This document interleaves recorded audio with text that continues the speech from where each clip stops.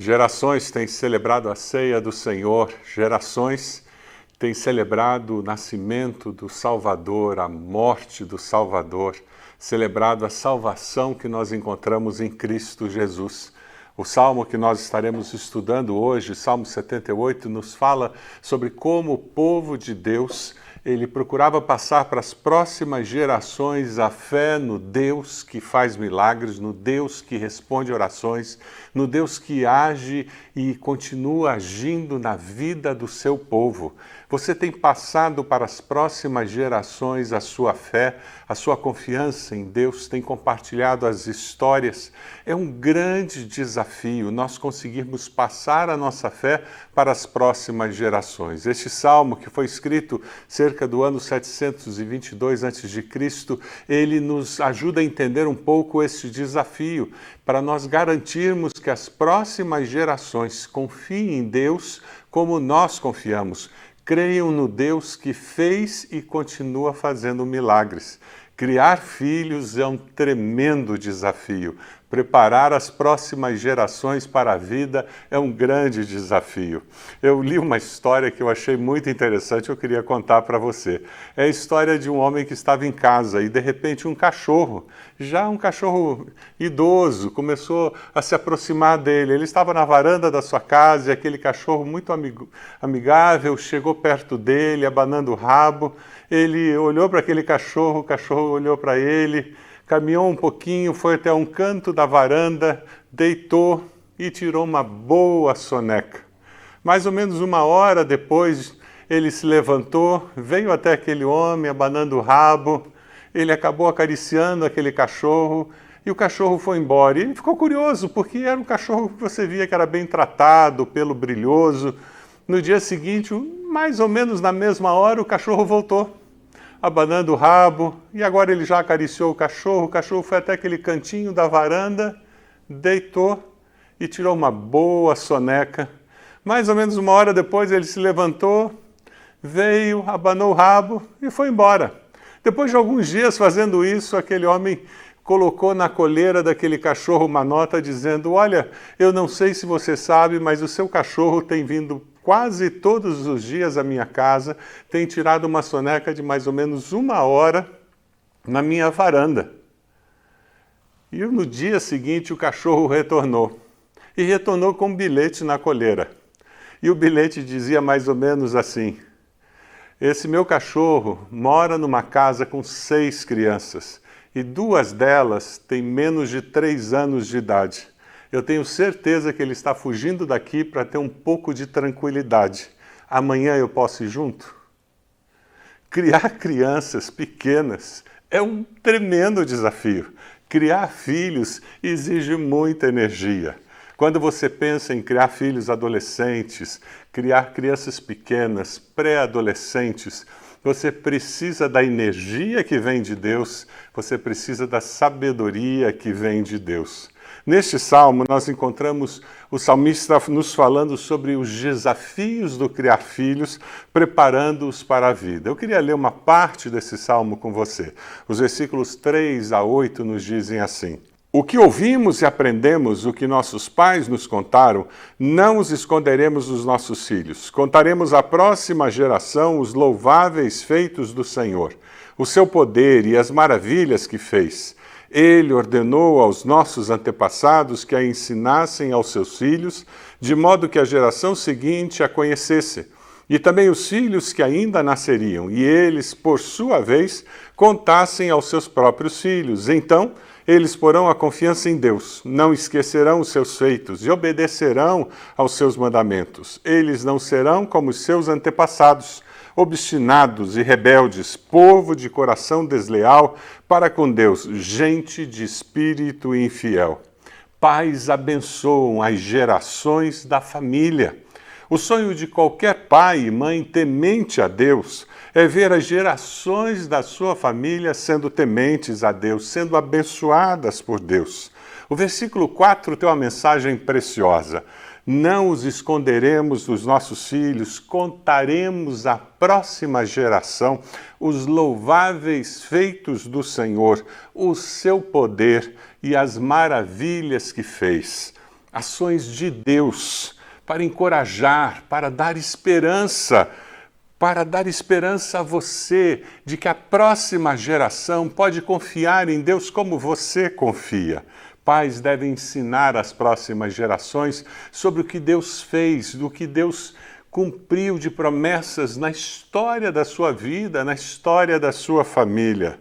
Filhos crescendo precisam ouvir isto de nós, precisam saber das nossas histórias. O nosso neto Mateus, ele gosta muito quando nós contamos para ele as histórias do pai quando o pai era pequeno, quando o pai era adolescente, quando o pai era pré-adolescente.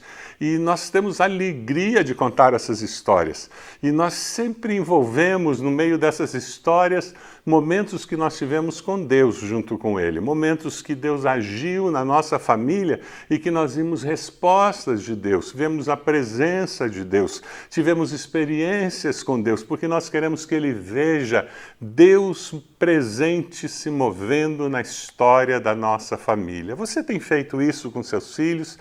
Contando as histórias da sua família e mostrando como Deus agiu, como Deus esteve presente nos momentos, na vida, na história da sua família.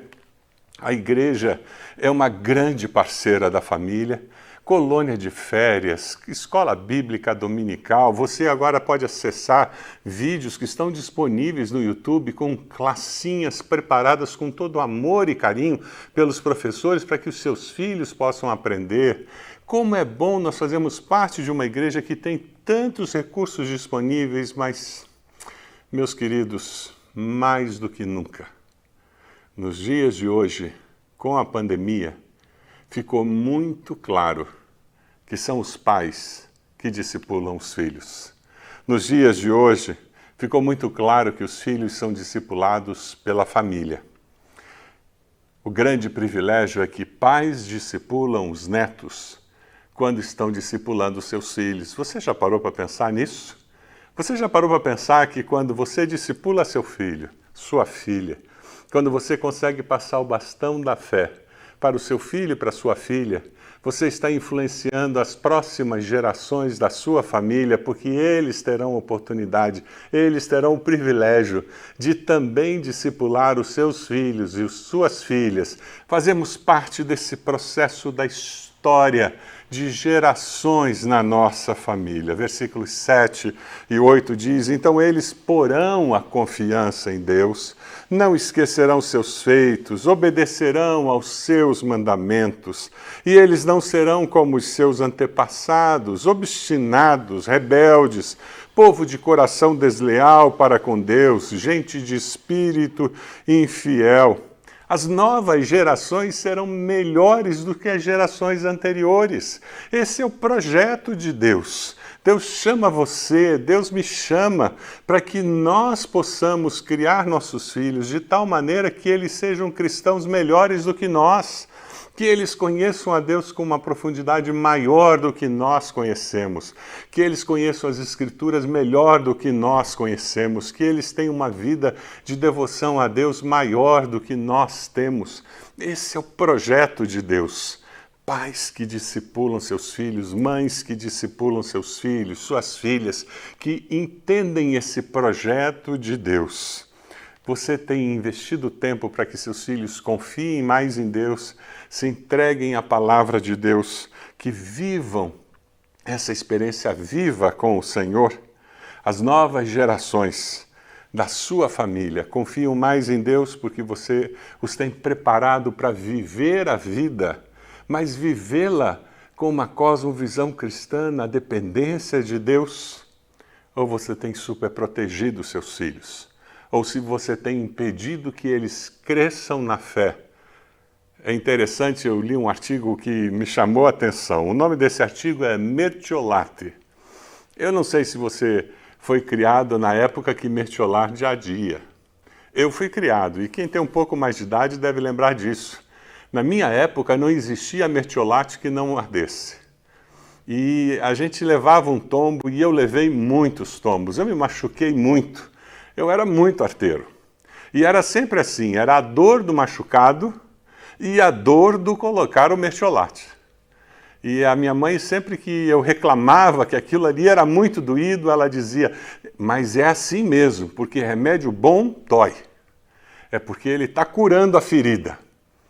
E a gente sempre dizia, espera um pouquinho que eu vou pegar alguma coisa para abanar. Não coloca ainda. E de vez em quando eu dizia, mãe, sopra, porque está doendo demais. E ela dizia, não, a gente não pode soprar. E na época me parecia algo meio sádico. Hoje eu consigo entender, porque quando você sopra uma ferida, você está jogando uma porção de bactérias ali. Você contamina ainda mais a ferida. Mas naquela época o que eu queria era o alívio daquele ardido do mertiolate. É interessante porque, de repente, começaram a inventar uma situação de que o mertiolate não arde mais. E porque ele não arde, as crianças não sentem mais aquela dor. E nós estamos agora criando uma geração que não tem mais o ardor do mertiolate. Mas se fosse só o ardor do mertiolate, estava bom. Mas nós estamos criando uma geração que não tem mais o ardor da espera, não precisa ter paciência, porque nós carregamos um kit anti-piti na bolsa.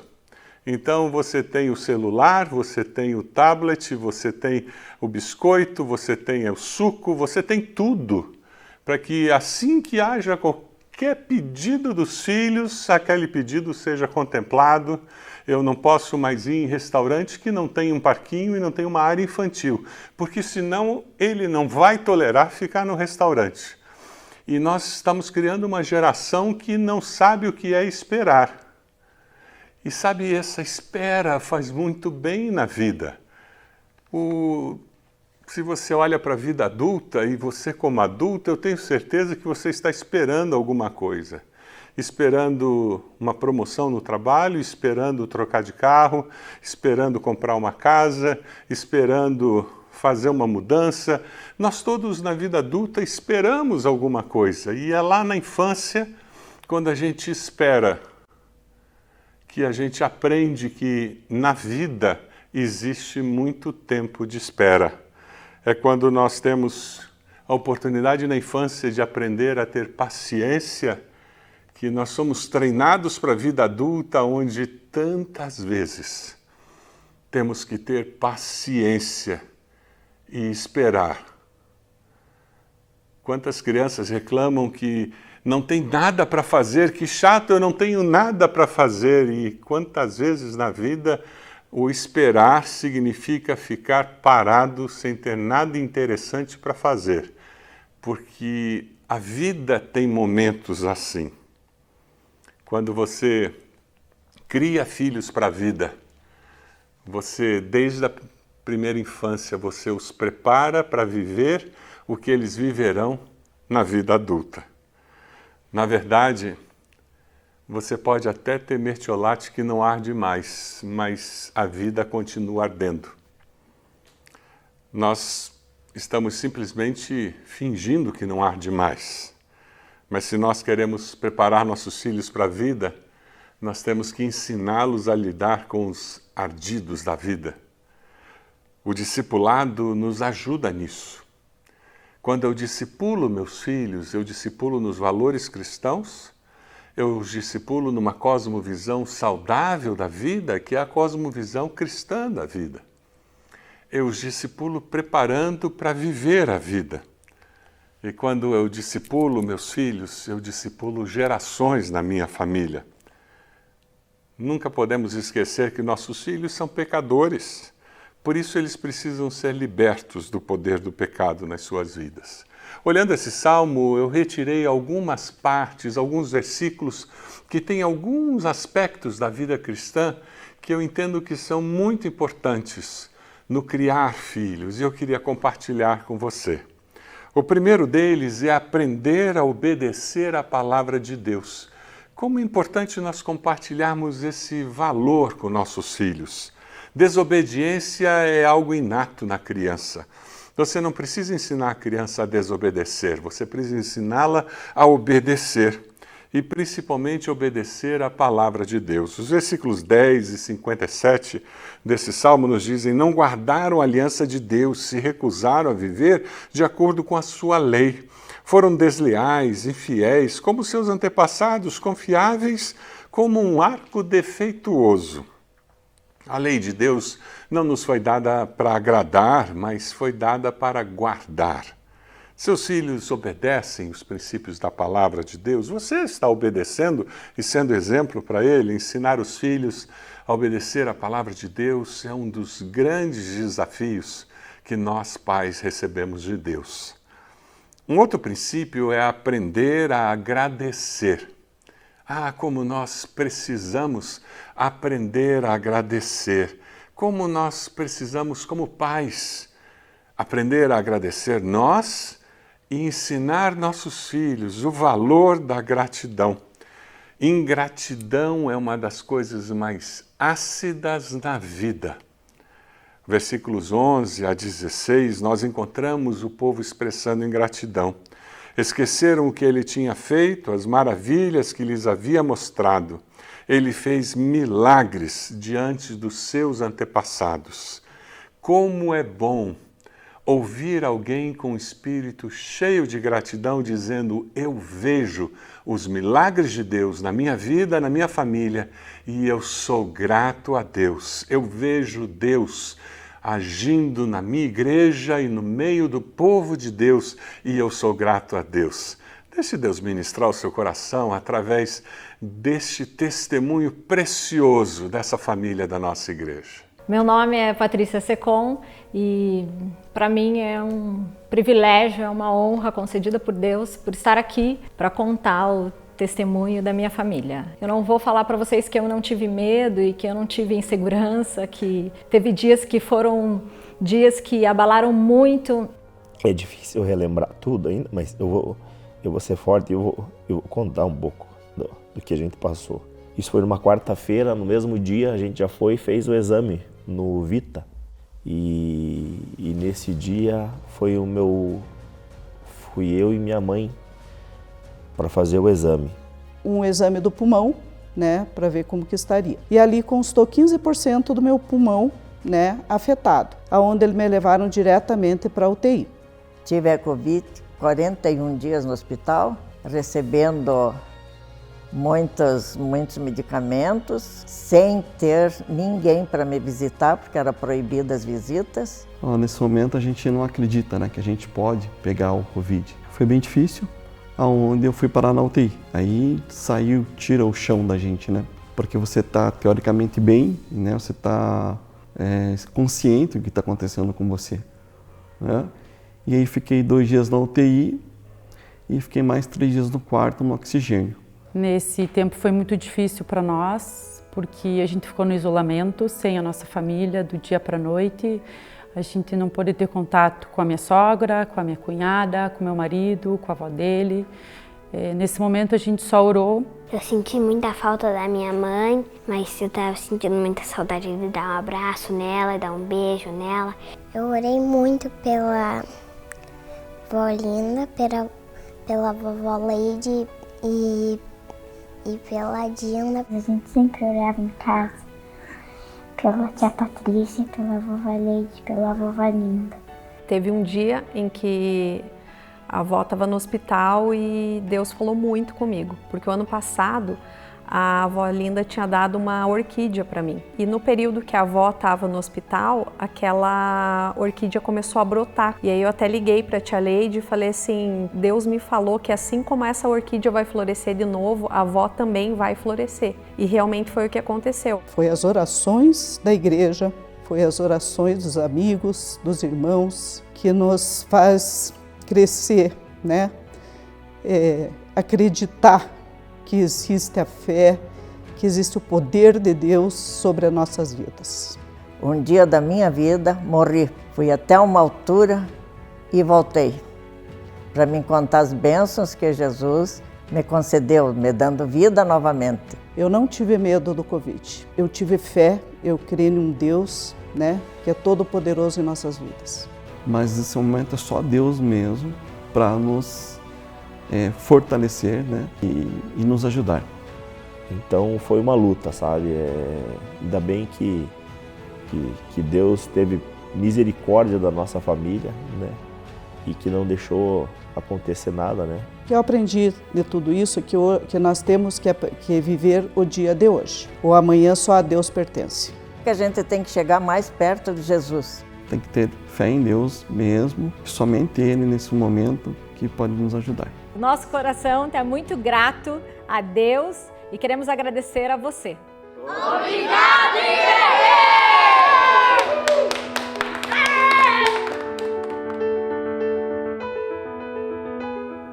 Seus filhos são gratos a Deus? Como é importante nós construirmos essa atitude de gratidão. Como é bom ouvirmos uma família inteira que passou por um momento de tanta provação, dizendo: eu sou grato a Deus, eu sou grata a Deus pelo que Deus fez, como o povo de Deus foi usado para nos abençoar. Deus continua agindo, fazendo milagres. Ensine seus filhos a expressar gratidão. Um filho, uma filha com um coração grato pelo que Deus faz, pelo que os pais fazem, viverá uma vida adulta diferente. Mas existe um outro princípio que eu queria compartilhar com você. Nossos filhos precisam aprender a temer a Deus. Temer a Deus acima de todas as coisas. Falta temor a Deus no nosso meio, falta temor a Deus na nossa sociedade. E o que as pessoas fazem é colocar Deus à prova. Versículos 18, 20 e 41 nos dizem: deliberadamente puseram Deus à prova, exigindo o que desejavam comer, mas conseguirá também dar-nos de comer, eles diziam. Repetidas vezes puseram Deus à prova, irritaram o Santo de Israel. Eles, por não temerem a Deus, tratavam Deus como se fosse um amigo, um colega, um qualquer. Mas Deus é o Deus Altíssimo, o Senhor, Criador dos céus e da terra, sustentador do universo. Ele não é o seu coleguinha, Ele é o Senhor Deus Todo-Poderoso. Nunca esqueça disso. Apesar de Deus ser um Pai amoroso, que nos acolhe, cheio de misericórdia, Ele é o Deus Todo-Poderoso. Que desafio nós como pais, mães, ensinarmos nossos filhos a amarem e temerem a Deus. E você ensina isso pelo seu exemplo. A maneira como você fala de Deus, como você honra a pessoa de Deus. Pais que buscam a Deus, que amam a Deus, que temem a Deus. Como Deus reage a tudo isso? Deus vai procurar ajudá-lo a treinar as próximas gerações. O desejo do coração de Deus é que a sua fé seja fortalecida de tal maneira que ela transborde do seu ser e ela possa tocar o coração daqueles que Deus concedeu a você, para que você guiasse por essa vida, para que você preparasse para viver a vida adulta confiando nele. O desejo do coração de Deus é que você, confiando na sua grande misericórdia, experimente a direção de Deus e a bênção de Deus na sua família. Nós não somos perfeitos. Não existe pai e mãe perfeito. Viva com essa segurança. Você vai acertar e você vai errar. Todo pai e toda mãe acerta e erra. Uns mais, outros menos, mas todos nós acertamos, todos nós erramos. O que Deus espera de mim e de você é um coração consagrado a Ele. Um coração desejoso de acertar, fazendo o melhor pelos filhos. E Deus há de nos capacitar, e Deus há de usar o esforço de cada um de nós para abençoar as próximas gerações. A palavra do Senhor no mesmo Salmo nos diz: contudo, Ele, Deus, foi misericordioso, perdoou-lhes as maldades e não os destruiu. Mesmo vendo toda aquela dificuldade que o povo tinha, vendo alguns das gerações seguintes que não confiavam em Deus, não temiam a Deus, mesmo vendo todas aquelas dificuldades, e muitas vezes nós lidamos com isso, filhos que passam por momentos de rebeldia, filhos que passam por momentos de questionamento da fé, muitas vezes nós adultos passamos por crises de fé, mesmo com toda essa realidade humana que o pecado traz. A palavra nos diz que nós servimos a um Deus que é cheio de misericórdia e que está sempre pronto a nos acolher de volta. Contudo, ele foi misericordioso, perdoou-lhes as maldades e não os destruiu. É assim que Deus atrai você. Quem sabe você hoje está afastado da igreja, longe de Deus, longe da comunhão com o Senhor, e Ele está dizendo para você, eu sou misericordioso, pode voltar, eu quero você de volta. Quem sabe você cresceu dentro de um lar cristão, de pais que amavam, temiam a Deus, e você precisa ouvir de Deus de novo, eu sou misericordioso, vem até mim, eu quero abraçar você, eu quero receber você de volta, e você vai dizer hoje, eu quero retornar à comunhão dos irmãos, eu quero retornar à comunhão da igreja. Tem um número que está aparecendo na tela, você pode entrar em contato conosco, você pode enviar uma mensagem, nós queremos conversar com você e apoiá-lo nesse retorno como família de Deus. Hoje é dia de experimentar a misericórdia de Deus, desse Deus amoroso que nos recebe de volta, que nos acolhe, que nos ama. O pecado do povo o afastava de Deus, mas o Deus misericordioso diz, eu perdoo esse pecado, vem arrependido até mim, vamos começar tudo de novo. O Deus que nós servimos é o Deus da nova oportunidade. Quem sabe você nunca tomou uma decisão ao lado de Jesus. E ouvindo essa mensagem hoje, você disse, eu preciso encontrar descanso, eu preciso encontrar perdão, eu preciso encontrar um Deus que me acolha e que me receba com esse amor. A palavra nos diz que Deus tanto amou o mundo, a mim e a você, que deu o seu Filho unigênito para que todo aquele que nele crê não morra, mas tenha vida eterna. Você pode vir a Cristo hoje e fazer uma oração muito simples, onde você está dizendo, Senhor meu Deus, diga isso para Ele. Eu reconheço que sou pecador, sou pecadora, te peço perdão pelos meus pecados, toma minha vida em Tuas mãos. Eu confesso Jesus como meu Senhor e Salvador. E isso muda a história, muda tudo na sua vida, muda o destino eterno da sua alma. Entre em contato conosco, nós queremos conversar com você, queremos orar, saber da sua decisão. Envie-nos uma mensagem e nós vamos falar com você sobre essa decisão tão importante que você está tomando. Hoje é dia de decisão. Quem sabe a decisão que você tem que fazer é decidir abençoar a próxima geração com o seu exemplo. É verdade, eu vou ser exemplo na leitura da palavra, vou ser exemplo no espírito de gratidão, eu vou ser exemplo no mostrar como alguém vive temendo e amando a Deus. Eu vou ser alguém que obedece a palavra de Deus, eu decido obedecer a palavra de Deus, eu decido viver com gratidão a Deus. Eu tomo essa decisão, eu decido amar e temer a Deus. Eu decido fazer isso. Qual a decisão que você está fazendo no dia de hoje? Como nós precisamos de pessoas que façam uma decisão porque ouviram a palavra e respondem à voz de Deus no seu coração. Esse é o seu desafio hoje. Eu queria orar agora com você. Você que está na sua casa, que tem alguém perto de você, dê a mão para essa pessoa e juntos nós vamos interceder, entregar nossas vidas ao Senhor com essas decisões que você tomou no seu coração. Se você está sozinho, eu quero pedir que você faça assim com as suas mãos. Esse gesto é para lembrar você que você não está sozinho. Fisicamente você está aí sozinho na sala, no quarto, mas tem grupo enorme de irmãos e irmãs, corpo de Cristo espalhados, ouvindo a mesma mensagem, orando junto com você. E porque você está com as mãos assim, você está sendo lembrado do fato que o Espírito Santo de Deus, que está aí, está com todas essas pessoas, nos une. E em unidade de Espírito, nós vamos orar ao Senhor.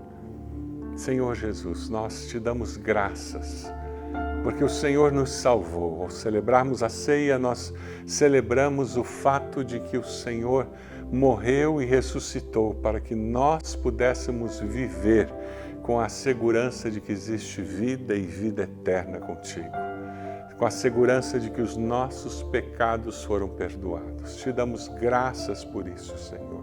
Te damos graças, Senhor, por aqueles que hoje disseram: eu quero Jesus como meu Senhor e Salvador. Abençoa-os, ó Pai, sela com teu Santo Espírito a alma de cada um deles. Nós oramos, Senhor, por aqueles que estão dizendo: eu quero voltar à comunhão dos irmãos, voltar à comunhão da igreja. Abençoa-os, ó Deus. Ó Pai, nós tomamos essas decisões hoje e nós queremos viver amando a Tua Palavra, vivendo com espírito de gratidão, dependendo do Senhor, entendendo que o Senhor nos ama e que o Senhor deseja de coração que nós estejamos servindo e vivendo com o Senhor, promovendo o crescimento das pessoas e abençoando de uma forma muito especial aqueles filhos e filhas que o Senhor tem confiado a nós. Ó Deus, abençoa cada família que está representada agora nesse momento, orando conosco. O Senhor conhece as necessidades de cada família. Nós pedimos que o Teu Espírito venha abençoar.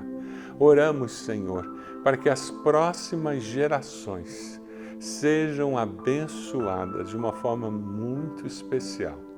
Nós oramos assim, no nome de Jesus.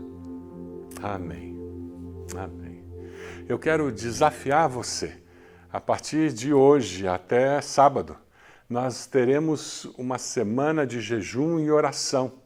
E nós estaremos como igreja orando, jejuando, buscando a presença de Deus. Escolha um motivo, 2 motivos que você vai colocar diante de Deus durante essa semana, buscando resposta de Deus. Busque a Deus, buscando a pessoa de Deus e dizendo: Deus, eu estou buscando ao Senhor, porque eu quero ouvir do Senhor respostas para esses assuntos. Eu tenho certeza que Deus vai se revelar a você de uma forma muito especial. Una-se a nós, semana de jejum e oração, celebrando o aniversário da nossa igreja. Vai ser um tempo especial para todos nós. Conto com você, conto com a sua participação durante toda essa semana. Jejum e oração, buscando a presença do Senhor.